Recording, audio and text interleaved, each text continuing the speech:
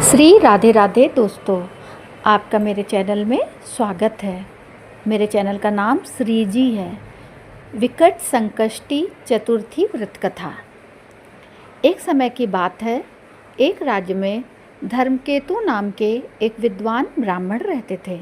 उनकी दो पत्नियां थीं, सुशीला और चंचला।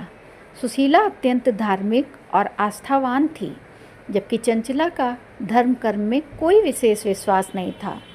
व्रत और उपवास करने के कारण सुशीला का शरीर कमज़ोर हो गया था, जबकि चंचला स्वस्थ और सुदृढ़ थी। समय बीतने पर सुशीला को एक पुत्री हुई और चंचला को पुत्र की प्राप्ति हुई। इस पर चंचला ने व्यंग करते हुए सुशीला से कहा कि तुम इतने व्रत उपवास करती हो, फिर भी तुम्हें पुत्री मिली, जबकि मैंने कुछ नहीं किया और मुझे पुत्र प्राप्त हुआ। चंचला की ये बातें सुनकर सुशीला बहुत दुखी हुई, लेकिन उसने अपनी श्रद्धा और भक्ति नहीं छोड़ी। जब विकट संकष्टी चतुर्थी का व्रत आया तो सुशीला ने पूरे समर्पण और श्रद्धा के साथ यह व्रत किया। उसकी सच्ची भक्ति से भगवान गणेश प्रसन्न हुए और उसे पुत्र प्राप्ति का आशीर्वाद दिया। कुछ समय बाद उसकी यह इच्छा पूरी भी हो गई, लेकिन दुर्भाग्यवश उसके पति धर्मकेतु का देहांत हो गया।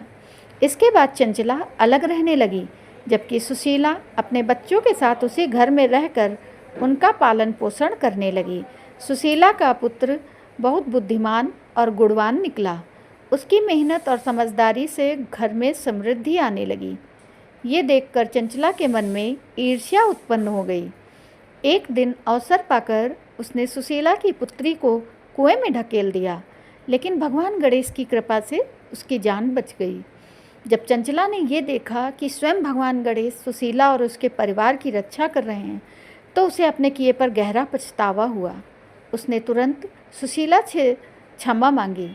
सुशीला ने उसे क्षमा कर दिया और उसे भी विकट संकष्टी चतुर्थी का व्रत करने की सलाह दी।